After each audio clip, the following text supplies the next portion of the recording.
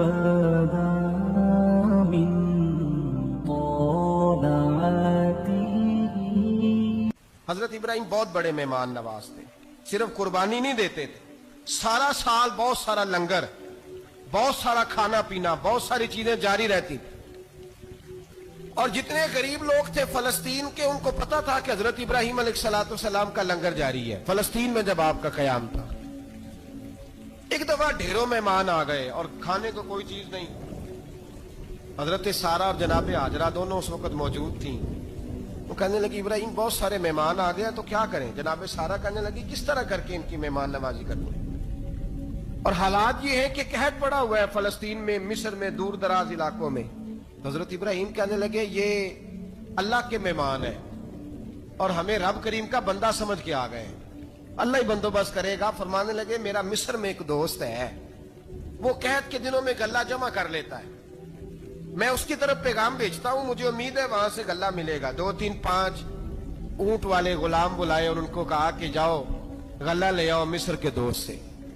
وہ لوگ کہتے ہیں ہم غلہ لینے گئے، وہاں جب پہنچے تو حضرت ابراہیم خلیل اللہ علیہ السلام کا پیغام دیا تو آپ کا وہ دوست کہنے لگا غلہ تو بے شمار تھا، مجھے خبر نہیں تھی کہ حضرت ابراہیم کا پیغام آئے گا، تو میں تو سارا تقسیم کر چکا ہوں. لوگ لے گئے، اب تو کوئی شے نہیں. اب وہ خالی آ گئے 5 کے 5 اونٹ. جب خالی آئے تو حضرت ابراہیم کی حویلی کی دیواریں چھوٹی چھوٹی تھیں. ان غلاموں میں سے، خادموں میں سے، آپ کے ان چاہنے والوں میں سے ایک کہنے لگا یار وہ غریب تو انتظار کر رہے ہوں گے کہ غلہ لینے گئے، ہمیں روٹی ملے گی. چھوٹی چھوٹی دیواریں ہیں، وہ جب دیکھیں گے نا خالی آ گئے تو انہیں تکلیف ہوگی. اس طرح کرو بوریوں میں ریت بھر لیتے ہیں، ریت بھر کے لے جاتے ہیں، بعد میں اندر رکھ کے انہیں سمجھا بہلا لیں گے یا حضرت ابراہیم کو بتائیں گے، وہ خود ہی ان لوگوں کی دلجوئی فرمائیں گے. اب غلہ کی جگہ ریت بھر کے اونٹوں پہ رکھ کے لائی گئی. لا کے بوریاں جب رکھ دی گئیں، حضرت ابراہیم علیہ السلام دوپہر کے وقت آرام فرما رہے تھے. بی بی سارہ اٹھی، کہتی ہیں جب میں نے دیکھا نا کہ بوریاں پہنچ گئی ہیں تو گئی، غلام کو ساتھ لیا اور اس کو جب کھولا نا تو کہتی اتنی حسین گندم میں نے پہلے کبھی دیکھی نہیں تھی، اتنا پیارا دانا میں نے کبھی ملاحظہ ہی نہیں کیا تھا. فرماتی ہیں جب اس کو پیس کر چکی میں روٹیاں پکائیں تو خوشبو دور دور تک پھیل گئی، اعلیٰ غذا بنی. بڑے بڑے کھانے بیبیوں نے مل کے پکائے، چن دیے گئے. حضرت ابراہیم اٹھے تو لوگ کھانا کھا رہے ہیں، سجدہ شکر ادا کیا اور جب سجدے میں گئے تو وہی آنے لگی، پھر رونے لگے. جب پلٹ کر باہر تشریف لائے تو جناب سارہ کہنے لگی ابراہیم تمہارا مصری یار بڑا اچھا ہے، اس نے اتنی اعلیٰ گندم بھیجی ہے کہ اتنی تو میں نے پیاری گندم کبھی دیکھی نہیں. جناب ابراہیم مسکرائے، فرمانے لگی سارہ یہ مصری یار نے نہیں بھیجی، یہ میرے عرشی یار نے بھیجی ہے، یہ میرے عرشی یار نے بھیجی ہے. بھائی مہمان نوازی مزاج تھا، ہاتھ لٹا دینا مزاج تھا، دوسروں کی اشکشوئی مزاج تھا. حضرت ابراہیم علیہ السلام کا طریقہ ہے قربانی، حضور نے ان کا طریقہ بیان کیا. اگر سال کے بعد قربانی دینا ان کا طریقہ ہے تو سارا سال غریبوں کو روٹی دینا بھی حضرت ابراہیم کا طریقہ ہے. سارا سال غریب کی نوکری کرنا یہ بھی حضرت ابراہیم کا طریقہ ہے. بھوکے کو کھانا کھلانا یہ بھی میرے مصطفیٰ کریم سید عالم صلی اللہ علیہ وسلم سے صحابہ نے پوچھا حضور بہترین مسلمان کون ہے؟ بہترین مسلمان تو حضور نے فرمایا جو سلام لینے میں پہل کرے اور غریب کو روٹی کھلانے میں سب سے اچھا ہو، وہ بہترین مسلمان ہے، زبردست مسلمان. ہمارے ہاں دعوتیں ہوتی ہیں تو امیروں کی، افطاریاں ہیں تو امیروں کی، اور میرے مصطفیٰ کریم علیہ السلام نے فرمایا بدترین دعوت ہے جس میں امیر بلائے جائے غریب نہ بلائے جائے، وہ بدترین دعوت. حضرت ابراہیم کا طریقہ رہا ساری زندگی مہمان نوازی. ایک وقت ایسا آیا کہ اللہ تعالیٰ نے حضرت ابراہیم کو بہت زیادہ مال عطا فرمایا، اتنے اونٹ گنے نہیں جاتے، گائیں اتنی زیادہ کہ شمار نہیں ہوتی، بکرے بکریاں اتنی زیادہ کہ شمار، بہت زیادہ مال اللہ نے عطا فرمایا. اور ابھی کچھ عرصہ پہلے آپ پیچھے جائیں نا تو جو لفظ مال تھا وہ روپے پہ تو بولا ہی نہیں جاتا، وہ جانوروں پہ بولا جاتا. بہت زیادہ مال اللہ نے دیا، بکریاں، گائیں، اونٹ، بیل، بڑا کچھ. رب کریم نے فرشتوں سے فرمایا کہ واتخذ اللہ ابراہیم خلیلا، ابراہیم میرا دوست ہے. تو فرشتے کہنے لگے یا اللہ جسے اتنا کچھ دیا جائے اس نے دوست تو بننا ہی ہوتا ہے، تو نوازا ہی پڑا ہے، اتنا مال، اتنے کھیت کھلیان، اتنا کچھ. اللہ کریم نے فرمایا جاؤ آزمائش کر لو. इम्तिहान ले लो। फरिश्ता इम्तिहान लेने पहुंच गया। हजरत इब्राहिम के जानवर चर रहे हैं चरागाह में, हजरत इब्राहिम भी हैं, गुलाम भी हैं, बहुत बड़ा रेवड़ है।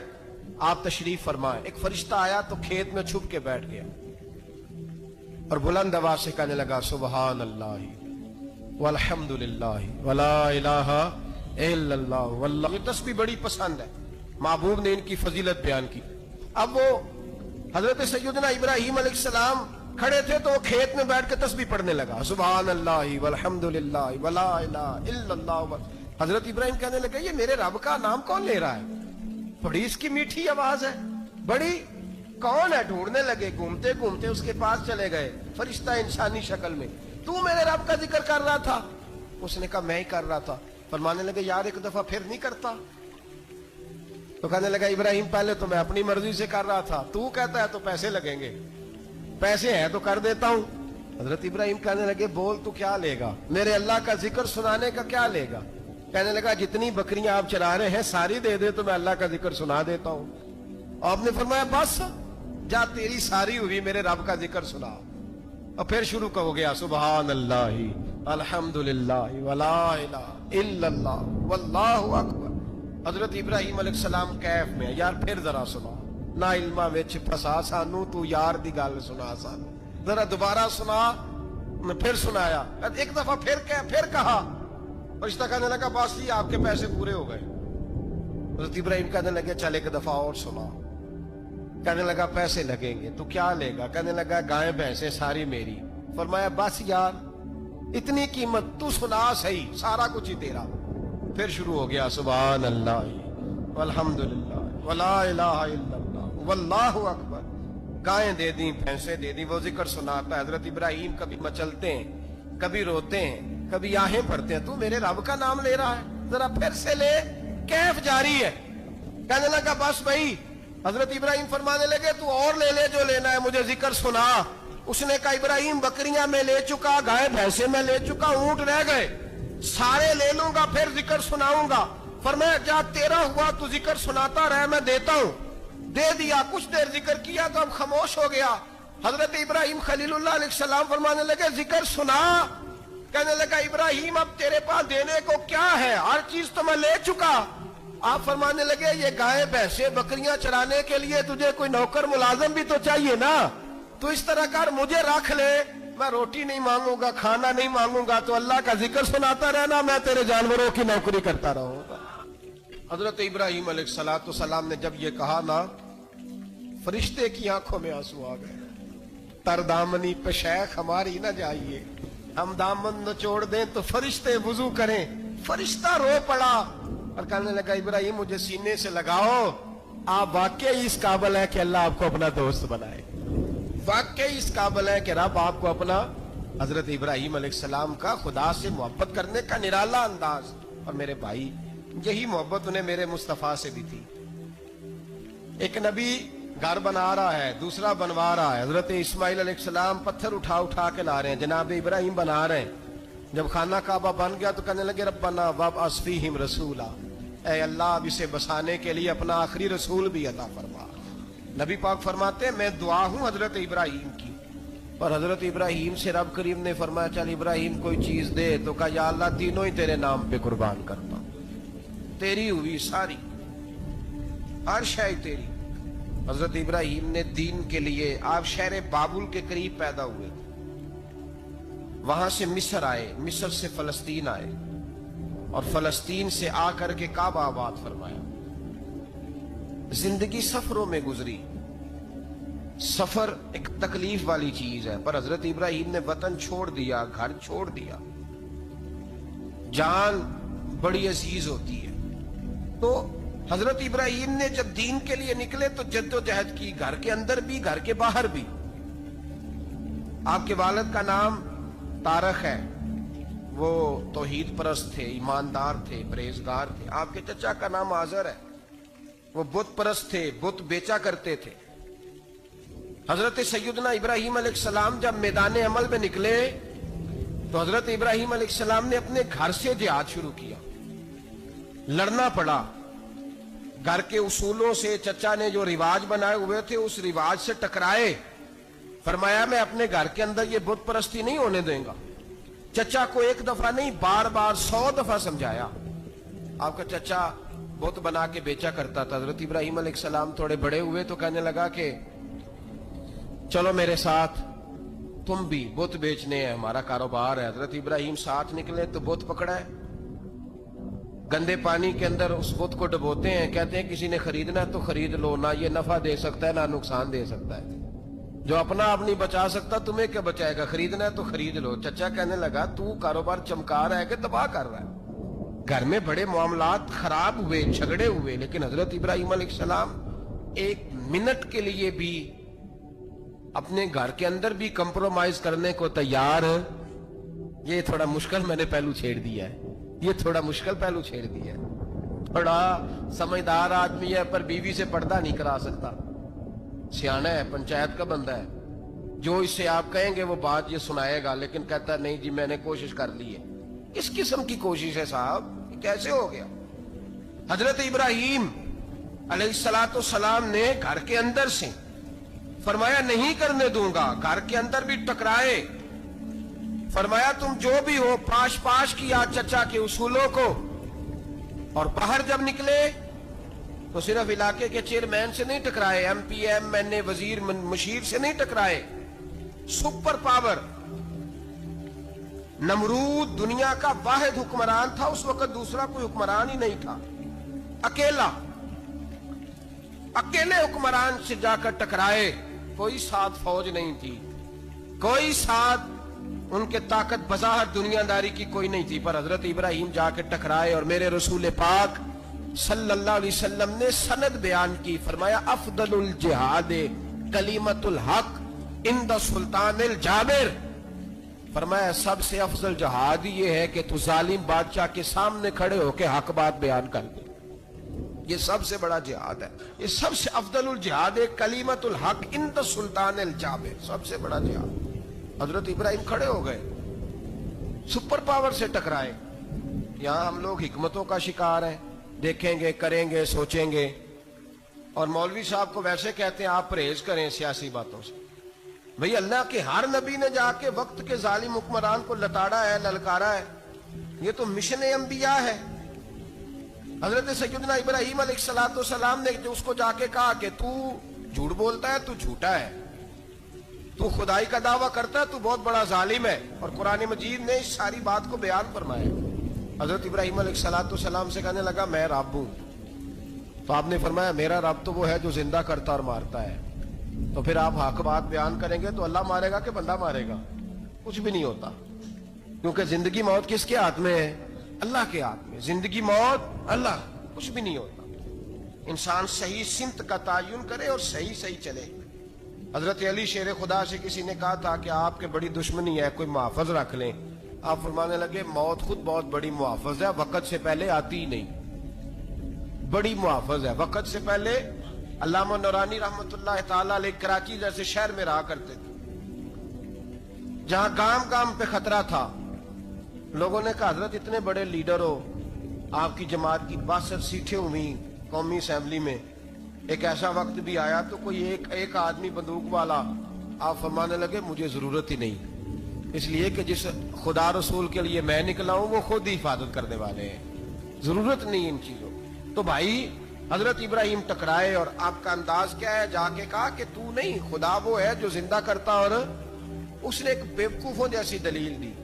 ایک آدمی کو کل پھانسی دینی تھی تو اس کو بلایا, کہنے لگا تجھے کب پھانسی ہے؟ اس نے کہا کل. کہنے لگا جا تجھے آزاد کیا, زندگی دی, اس کو چھٹی دے دی. ایک عام آدمی بیچارہ بیٹھا تھا, اس کو پکڑ کے نا کہنے لگا اس کی گردن اڑا دو.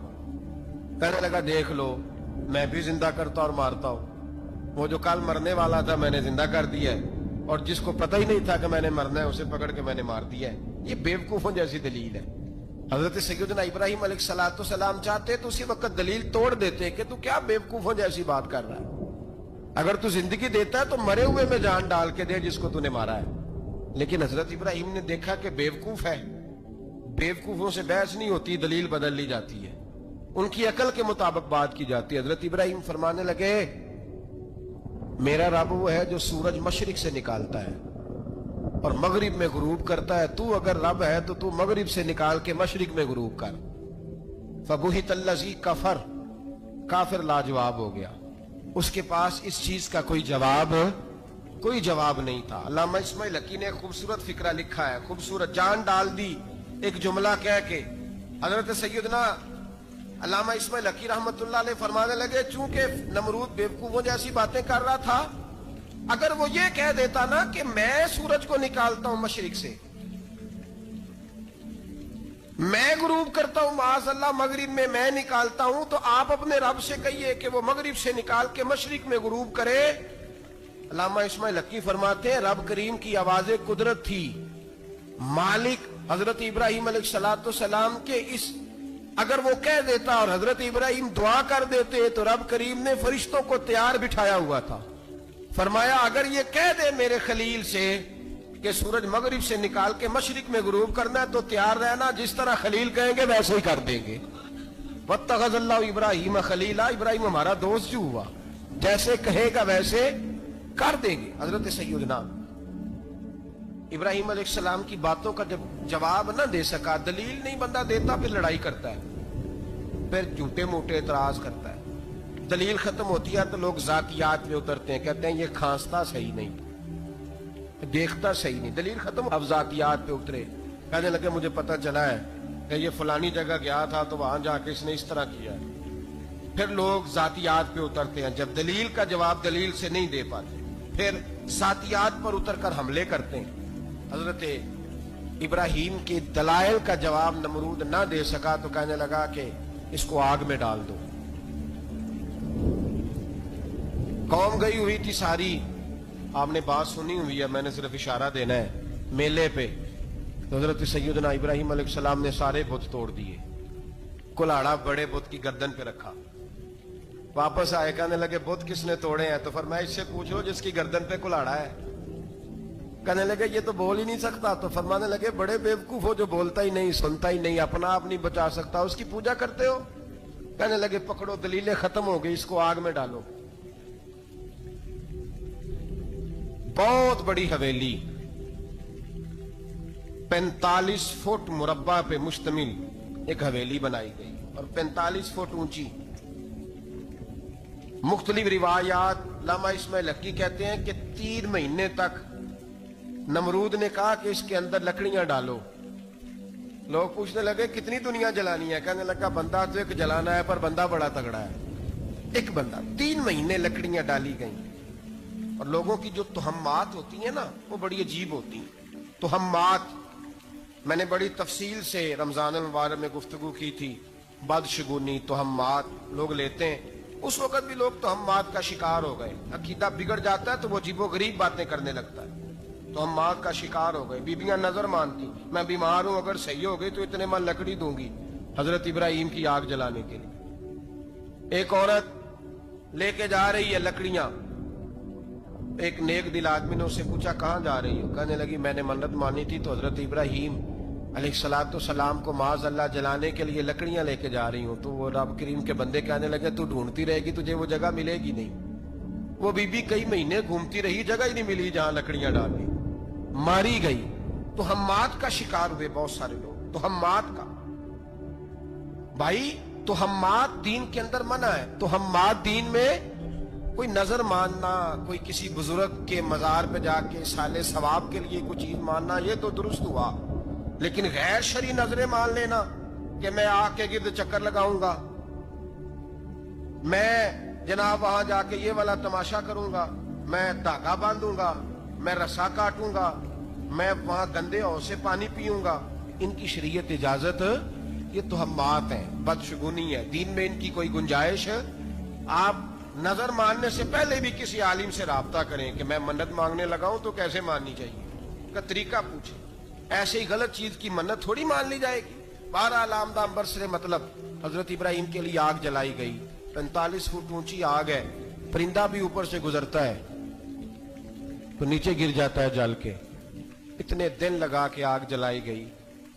اب حضرت ابراہیم کو جلایا جانے لگا ہے. یہاں تو موجیں ہیں نا، جو کسی ادارے کا سربراہ ہے اس کے لیے موج ہے، کسی جگہ آفیسر بن گیا تو موج ہے. پیر صاحب کے لیے موج ہے, علامہ صاحب کے لیے موج ہے, خطیب صاحب کے لیے موج ہے, جلنا کس کو پڑتا ہے؟ وہ علی کوئی نہیں رہا اللہ ماشاءاللہ. وہ لوگ گزر گئے جو تکلیفیں سہ کے کام کرتے تھے, گزر گیا زمانہ. حضرت سیدنا ابراہیم علیہ السلام کو جلایا جانے لگا ہے تو اب اتنی بڑی آگ ہے تو ڈالے کیسے؟ شیطان نے تجویز دی کہ منجنیق بناؤ, منجنیق, بڑے بڑے بانس باندھ کے ان کے نیچے رسا باندھو. وہ جس طرح جھولنے کے لیے جھولا بنایا جاتا ہے, اس طرح ایک منجنیق پرانے زمانے میں اس میں پتھر رکھ کے پھینکے جاتے تھے دشمنوں پہ. وہ منجنیق بنائی گئی کہ دور سے حضرت ابراہیم کو پھینکیں گے. ہاتھ حضرت ابراہیم کے باندھ دیے, پاؤں مبارک باندھ دیے, پوری زمین پہ ایک نام لینے والا خدا کا. اور اس کو آج رسیوں میں جکڑا ہوا ہے. جب پھینکا جانے لگا نا آگ میں تو حوریں رونے لگی, فرشتے تڑپنے لگے, اے اللہ یہ کیا ہونے لگا ہے؟ ایک تیرا خلیل اور وہ بھی آگ میں. فرمایا جاؤ جا کے اس سے کہو اگر تمہاری مدد لیتا ہے تو اسے بچاؤ. ہوا کا فرشتہ آیا, کہا ابراہیم اگر تو کہے. او بھائی ان چیزوں کو کہانی سمجھ کے نہ سنا کریں, یہ داستان نہیں, یہ وہ طریقے ہیں جو ہمارے رسول نے ہمیں اپنانے کا حکم ارشاد فرمایا ہے. جو عقیدے, یہ وہ نظریات ہیں جو ہمیں اوڑھنے کو کہا گیا.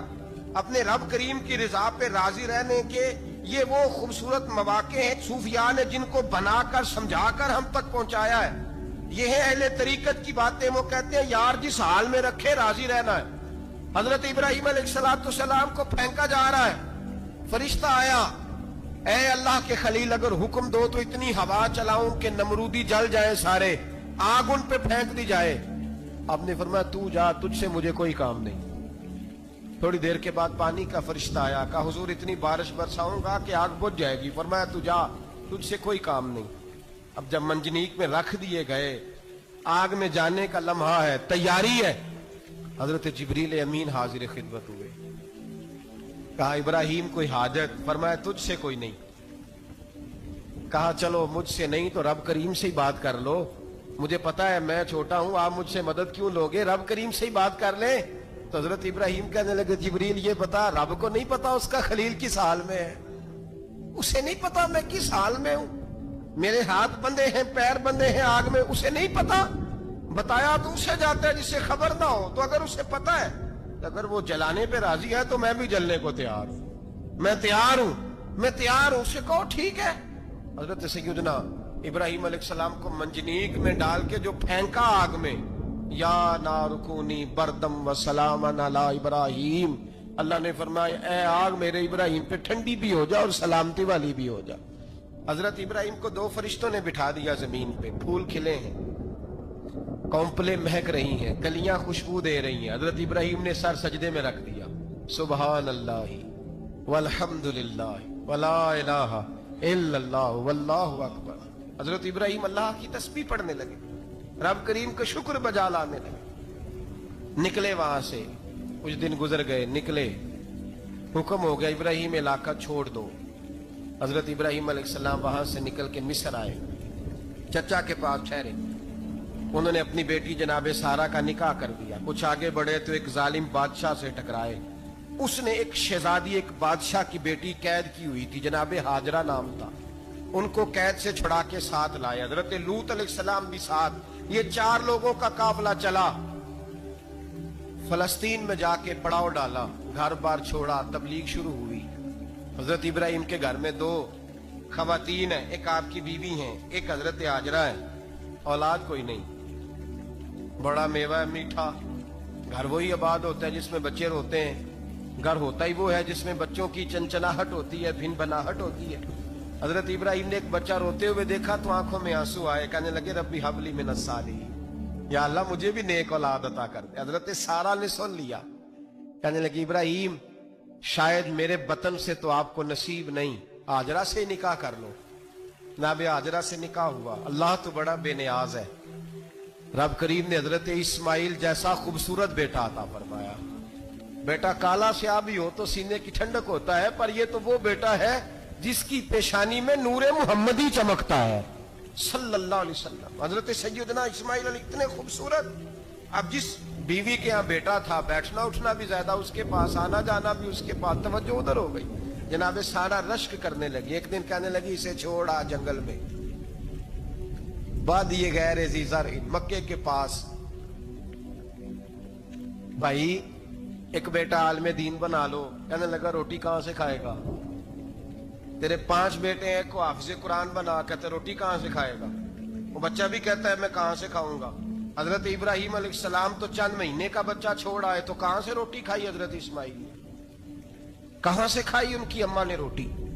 भूखे मर जाते हैं ये सारे।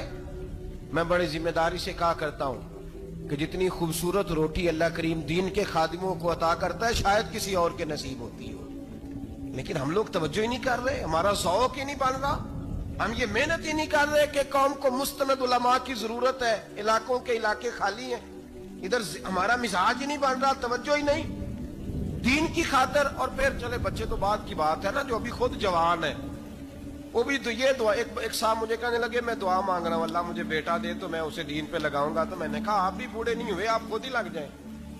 बेटा तो अभी आएगा तो लगेगा ना, तो आप तो इस वक्त है, तो आप तो पहले लगे ना साहब। 2 घंटे तो निकाल के आए, दीन सीखने को काफी है।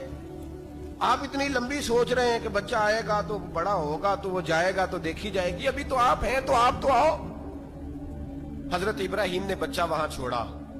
यहां से जो उम्रा करने लोग जाते हैं ना, जो हज करने जाते हैं, उनको पता है कि वहां दुनिया की हर नेमत मिलती है, फिर भी डबल ट्रिपल पैसे लोग जेबों में डाल के जाते हैं। हजरत इब्राहीम जब वहां लेके गए तो कोई इंसान नहीं था, पानी का कतरा नहीं था, 2 किलो खजूरें, एक मशीज़ा, बीवी को थमाया।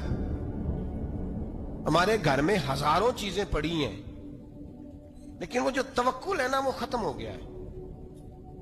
अल्लाह देगा, हलाल हलाल पे कनात करे, जायज जायज पे भरोसा करे, रब करीम अता करने वाला है, वो मिजाज खत्म हो गया। हजरत सैयदना इब्राहीम अलैहिस्सलाम 2 किलो खजूरें, एक मशीज़ा पानी का दे करके, और वहां बिठाया आपने अपने बच्चे को और अपनी ज़ौजा जनाब हाजरा को, और बिठा करके वापस पलटने लगे तो हजरत हाजरा सलामुल्लाह अलैहा ने आवाज दी, कहा इब्राहीम किसके सहारे पे छोड़ के जा रहे हैं। जहां आबे जमजम का कुआं है ना, जो लोग गए हैं जिन्होंने सफा मरवा की सही की है, सफा मरवा से बाहर निकले ना, सरकार की विलादत का मकाम है, उस जगह पे आबे जमजम का कुआं था। वहां हजरत सैयदना हाजरा को बिठाया, कोई चीज नहीं, कोई दरख्त नहीं, कोई खेत नहीं, कोई पानी नहीं, कोई कुआं नहीं, वहां बिठाया और बिठा करके निकलने लगे तो जनाब हाजरा फरमाने लगी इब्राहीम किसके सहारे पे छोड़ के जा रहे हो। कहने लगे अल्लाह के सहारे पे। तो पाकबाज बीबी ने एक लफ्ज पूछा, कहा इब्राहीम ये मेरे रब का हुक्म है, ये मेरे, बस जिनका अकीदा तौहीद मजबूत हो उनके लिए एक जुमला काफी होता है, ये मेरे अल्लाह का हुक्म है। तो जनाब इब्राहीम अलैहिस्सलाम फरमाने लगे हाजरा हाँ रब का हुक्म है। जब ये लफ्ज कहे तो चाहिए था ना हजरत इब्राहीम तसल्ली देते, तो बीबी साहबा तसल्ली देने लगी, अर्ज करने लगी इब्राहीम अगर अल्लाह का हुक्म है तो फिर आप हमारी फिक्र ना करना, अगर ये रब का हुक्म है तो फिर हमारी फिक्र ना करना। जिस रब ने हमें यहां तक पहुंचाया है वो हमें कभी भी जाया नहीं फरमाएगा, फिर फिक्र ना करना। हजरत इब्राहीम आ गए, बात आपने सुनी हुई है, इशारा करना मकसूद है। 13 साल में चले मान भी लिया जाए बाज रिवायात की रोशनी में कि आते जाते भी रहे, लेकिन मुकम्मल देखभाल अपने बच्चे की परवरिश में पूरा हजरत इब्राहीम अलैहिस्सलाम का किरदार, सारा किरदार मां का था। मैं जब खवातीन के बारे में कोई बात करता हूं तो मैं आपको अक्सर कहता हूं कि ये सिर्फ बीवी के लिए हुक्म नहीं होता, ये ट्रेनिंग बेटी को देनी है और बहन को देनी है, ये तरबियत करें अपने घर में।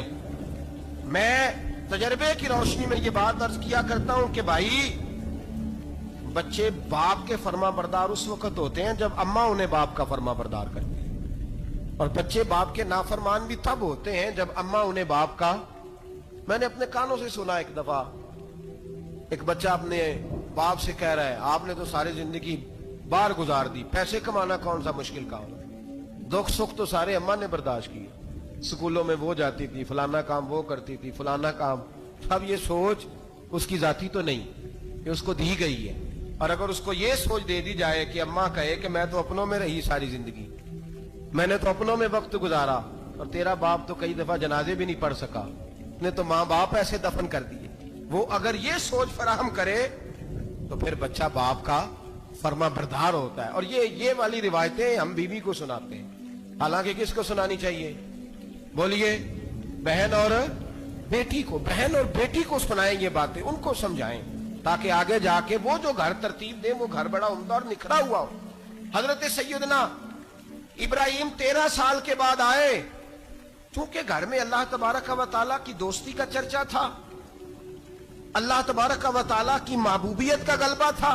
13 سال کے بعد فلما بالغ معہ سعیا، بیٹا جب اتنا بڑا ہوا کہ ساتھ چلنے لگا، تو حضرت ابراہیم نے اپنے بیٹے کو بلا کے کہا بیٹا مجھے خواب آئی ہے، میں تجھے ذبح کر رہا ہوں، تیری کیا رضا ہے؟ حضرت اسماعیل کہنے لگے یا ابت افعل ما تؤمر، ابا جی اللہ جیسے حکم دیتا ہے میرے ساتھ ویسے ہی کریں، جیسے اللہ حکم دیتا ہے ویسے ہی، بولیے ویسے ہی کریں. حضرت حاجرہ کو کہا کہ ایک دوست نے دعوت کی ہے تو وہاں جا رہے ہیں. بی بی مطمئن ہے، تفصیلات کی ضرورت نہیں، ختم بات، اعتبار ہے، مطمئن ہو گئی. شیطان پیچھے سے آیا اماں کے پاس. ذرا تھوڑی دیر کے لیے تصور جمائیے، یہاں تو پڑوسن آ کے کوئی بات بتا دیتی ہے خاوند کے بارے میں تو کئی مہینے جھگڑا جاری رہتا ہے، پڑوسن محلے دار. شیطان نے آ کے بتایا لفظ کیا ہے؟ کہا حاجرہ تمہیں پتا ہے کہاں جا رہے ہیں؟ کہا دوست کی دعوت میں. تو کہنے لگے دوست کون ہے؟ رب کریم. اور ابراہیم کا خیال ہے کہ اس رب نے مجھے حکم دیا ہے کہ میں ذبح کروں.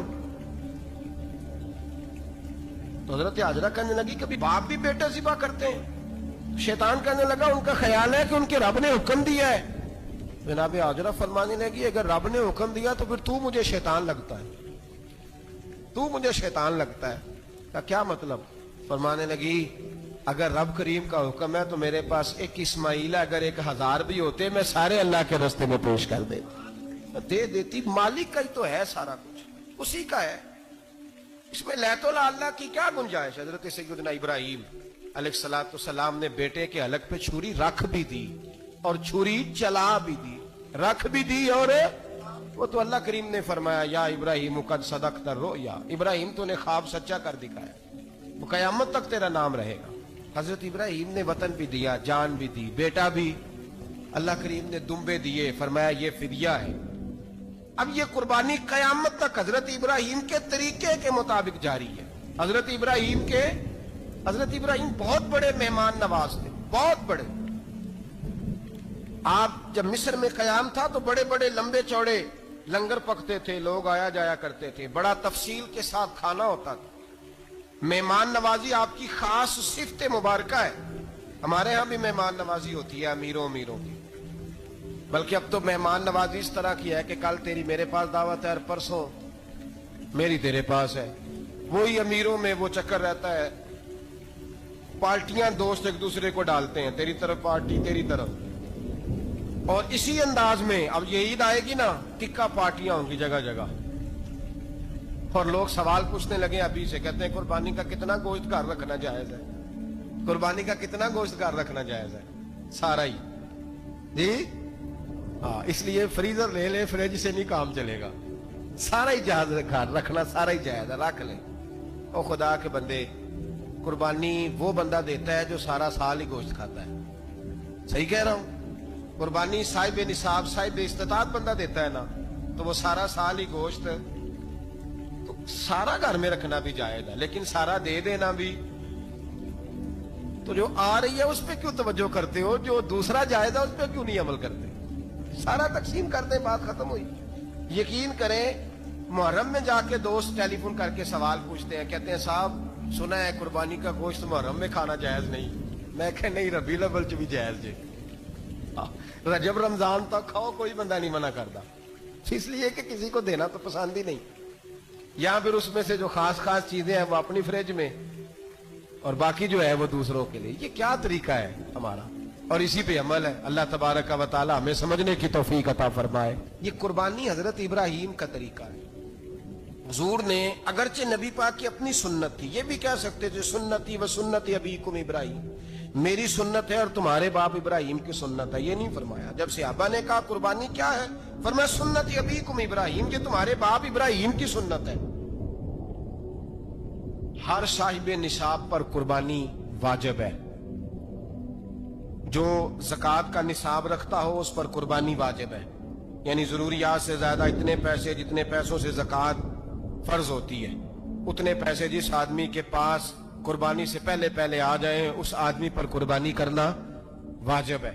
بکرا چھترا دمبا 1 سال کا یا دمبا 6 مہینے کا ہو پر اتنا بڑا محسوس ہوتا ہو کہ لگے 1 سال کا ہے, اس کی قربانی ہو سکتی ہے. جانور میں کوئی عیب نہیں ہونا چاہیے, اتنا کمزور نہ ہو کہ ذبح جہاں اسے کرنا ہے وہاں وہ چل کے جا نہ سکے, اتنا کمزور جانور نہ ہو, اس کے اندر بظاہر کوئی اتنا بڑا نقص نہ پایا جاتا ہو, کانا نہ ہو, لنگڑا نہ ہو, کوئی اس کی ہاتھ نہ کٹے ہوئے ہو, ایسا نقص جو واضح ہو.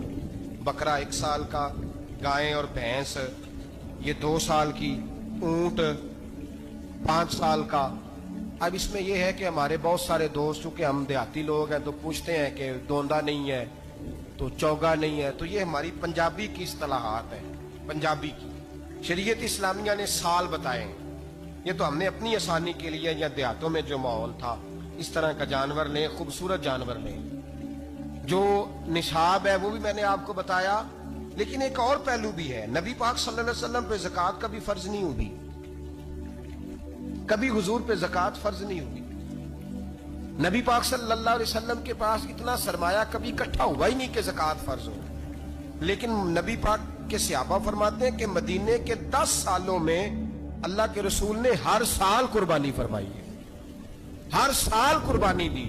اور جس سال حضور حج کرنے گئے اس سال اللہ کے نبی نے 63 اونٹ ذبح فرمائے. اور حضور صلی اللہ علیہ وسلم جب اونٹ ذبح کرنے لگتے نا تو صحابہ کہتے ہیں اونٹ خود دوڑ کے حضور کے سامنے آ کے لیٹ جاتا, اور نبی پاک اسے ذبح کرتے اور فرماتے ہیں ایک دوسرے کو دھکے دیتے اونٹ کے, پہلے میں نے جانا ہے ذبح ہونے کے لیے, پہلے میں نے. انہیں پتا تھا کہ جو مصطفیٰ کے ہاتھوں ذبح ہوگا وہ تو دائمی زندگی پا جائے گا, یہاں بھی وہاں بھی زندہ. 63 اونٹ ذبح کیے. ایک اونٹ میں کتنی قربانیاں ہوتی ہیں؟ 7. اب 63 کو 7 سے ضرب دو گے تو کتنی بنے گی؟ اور پھر نبی پاک صلی اللہ علیہ وسلم نے 10 سال مدینہ منورہ میں قربانی دی, ہر سال. اب وہ 63 اونٹ, ایک اونٹ میں 7 قربانیاں, ہر سال یہاں قربانی. اور مولا علی شیر خدا فرماتے ہیں نبی پاک 2 قربانیاں دیتے. میں نے کہا حضور 2 جانور ذبح کر رہے ہیں آپ, تو حضور نے فرمایا ایک میری طرف سے ایک میری امت کی طرف سے, غریبوں کی طرف سے. اور حضرت علی کو حضور نے وصیت فرمائی تو 2 دیا کرے گا. یا رسول اللہ صلی اللہ علیہ وسلم میں غلام ہوں, خادم ہوں. حضور نے فرمایا علی ایک تو نے اپنی دینی ہے, ایک میری طرف سے دینی ہے. 2 قربانیاں. مولا علی نے بھی ساری زندگی 2 قربانیاں دی. حضرت علی بھی مال کے نصاب نہیں تھے, اپنا مکان ہی نہیں تھا, کوئی کاروبار نہیں تھا, کئی دن فاقے رہتے تھے, پر قربانیاں کتنی دیتے تھے؟ 2. ہمارے پاس ویسے اگر سسرال میں, میکے میں, کزنوں میں کچھ شادی ہو جائے تو 50-60 ہزار کا خرچہ برابر ہے, وہ پکا ہے. اور قربانی کی باری غریب ہو گئے, سارے غریب ہو گئے. کہتے نہیں یہاں مشکل ہے. اور خدا کے بندے اللہ کے ساتھ تجارت کر, اس کے رستے میں 1 دے گا, رب تجھے 70 گنا اضافہ کے ساتھ عطا فرمائے گا. قربانی مال کے نصاب پہ ہے. کوشش کیا کریں کہ اللہ کے رستے میں جب دینا ہو پھر لیت اللہ سے بچیں, خوبصورت جانور لائیں. جن کو اللہ نے توفیق دی ہے ان کے لیے نصیحت ہے, جن کو اللہ نے توفیق دی. میں نے اپنے حضرت صاحب کو دیکھا ہے, وہ کہتے تھے کئی جانور اللہ نے بڑا نوازا ہے. کہتے ایک میرا ہے, ایک میرے ماں کا, ایک میرے باپ کا ہے, ایک میرے فلاں استاد صاحب کا, ایک میرے پیر صاحب کا ہے. یہ جانور غوث اعظم جیلانی کا نام کا دے رہا ہوں. اور پھر ایک بڑا خوبصورت جانور بندھا ہوتا اور حضرت خود ان کو چارہ ڈال رہے ہوتے. تو حضور یہ کیا ہے؟ فرمانے لگے یہ میں رسول اللہ کے نام پہ قربان کروں, یہ نبی پاک کے نام پر قربان کیا جائے گا. جن کو اللہ نے حیثیت دی ہے وہ کوشش کریں اپنے محبوب کی طرف سے بھی قربانی کریں. نبی پاک کے نام کی قربانی دے, خوبصورت سا جانور پیارا, پھر اس کی خدمت ہو, پھر اس کی قربانی دی جائے اور نبی پاک کے نام پر قربانی دی جائے. حضور نے خود وصیت فرمائی حضرت ابو بکر صدیق کو, قربانی بڑا حسین عمل ہے. اور میرے نبی پاک صلی اللہ علیہ وسلم نے ناراضگی بھی فرمائی, ذرا خوگر حمد سے تھوڑا سا گلا بھی سن لے. میرے حبیب نے فرمایا جو طاقت کے باوجود قربانی نہ کرے وہ ہماری عیدگاہ میں عید کی نماز پڑھنے نہ آئے, وہ نہ آئے. اور یا رسول اللہ جو کرے گا, فرمایا قربانی کے جانور کا خون کا قطرہ بعد میں زمین پہ گرے گا, اللہ اس کے سارے گناہ پہلے معاف فرما دے گا, اللہ اس کے سارے گناہوں کو بخشے گا. قربانی کریں, خوبصورت انداز میں کریں, اللہ کی رضا کے لیے. بزرگوں نے لکھا ہے 3 حصے کرو گوشت کے, ایک گھر میں رکھو, ایک رشتہ داروں میں بانٹو، پڑوسیوں میں بانٹو، اور تیسرا فقط غریبوں کو دو۔ لیکن میں اکثر یہ سوچتا ہوں کہ ہمارے ہاں قربانی کرتا ہی وہ ہے جن کے گھر میں ہر جمعرات کو چھوٹا گوشت پکتا ہے، اور جن کے گھر میں ہفتے میں 3 دفعہ مرغی کا گوشت پکتا ہے، وہی تو قربانی دینے کے قابل ہوتے ہیں۔ تو وہ بھی اگر قربانی کے بکرے میں سے بھی تیسرا رکھنا چاہیں تو اجازت تو ہے، میں نے کہا سارا رکھنے کی بھی اجازت ہے، لیکن اگر آپ مہربانی کریں، کوشش کریں کہ یار ہم تو سارا سال ہی کھاتے ہیں، اور ہمارے یہاں جو گوشت تقسیم ہوتا ہے نا وہ بھی باری لگی ہوئی ہے، ادھر سے پلیٹ آئی تھی گوشت کی تو ادھر سے بھر کے چلی گئی، بھئی اس نے کی ہے، اس کو بار بار گوشت دینے کا کیا مطلب ہے؟ آپ یہ دیکھیں عزیزوں میں، رشتہ داروں میں، اور میں اگر تھوڑا سا آپ کی توجہ کرانے میں کامیاب ہو جاؤں تو سفید پوش لوگوں کو دیکھیں، کچھ سفید پوش ہیں، سفید پوش جن کے اوپر قرضے ہیں، بیماریوں نے جکڑ لیا ہے، گھر میں بڑے بڑے سخت مریض آ گئے ہیں، سفید پوش پہلے دیا کرتے تھے، آپ ان سے پوچھتے ہیں صاحب قربانی، تو بات کو ٹالتے ہیں، وہ کہتے ہیں سوچ رہا ہوں کوئی حصہ ڈال جائے، پردہ پوشی کرتے ہیں، کہتے ہیں کہیں حصہ رکھا ہوا، پردہ پوش۔ اکثر وہ لوگ قربانی نہیں دے پاتے، اکثر دیا کرتے تھے اب نہیں دے پا رہے، کیوں؟ اس لیے کہ مشکلات ایسی آ گئیں۔ ان لوگوں کا خیال کریں، ان کے گھروں تک گوشت پہنچا کے آئیں، ان پر توجہ کریں۔ وہ سفید پوش آدمی کبھی ذکر نہیں کرے گا، کچھ تو ایسے ہیں جو خود پہنچ جاتے ہیں کہ ہمیں گوشت دیا جائے، لیکن کچھ سفید پوش ہیں لا یسألون الناس الحافا، اللہ فرماتے ہیں کچھ لوگ لپٹ لپٹ کے سوال نہیں کرتے، سفید پوشی کا بھرم رکھتے ہیں، کا مزاج نہیں۔ ان کی طرف دیکھیں، اپنے رشتہ داروں کو دیکھیں، خاص کر ان رشتہ داروں کو دیکھیں جن کا آپ کو پتہ ہے کہ غریب ہیں، مجبور ہیں، ان کے گھروں میں گوشت بھیجیں، غریب بیٹیوں، غریب بہنوں کا خیال کریں، اس طرف متوجہ ہوں، ان کے ساتھ اس نے سلوک کریں، اس طرف آپ لوگ خیال کریں۔ اللہ ہمیں سمجھنے کی توفیق عطا فرمائے۔